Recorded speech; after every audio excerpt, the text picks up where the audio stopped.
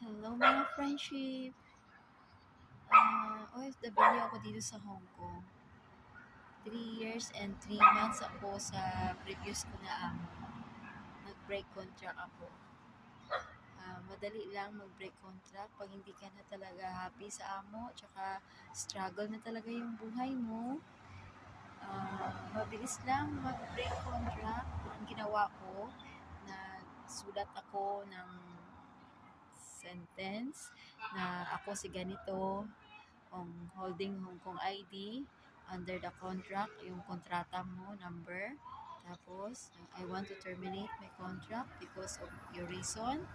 And then, I'm not employed anymore until lagay mo yung date kung kailan ka nagbigay ng 1 month notice.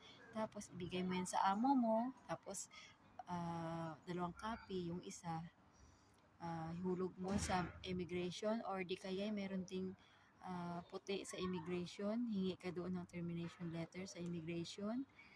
Bali 2, yung sentence yung ginawa mo na handwritten, tsaka yung puti na galing sa immigration, i-drop mo sa mailbox. Kahit na pirmahan man or hindi, walang problema. At least, nagbigay ka na ng notice sa amo mo. Wala na yon. Mag-antay ka na lang ng 6 days or 10 days, mag-respond yung immigration sa'yo, tapos yung amo mo mismo makatanggap, yun na yun. At malaman mo na kung kailan na ang baba mo. Hindi, kung anong date pala yung baba mo, yun din na rin, yun na rin yung baba mo.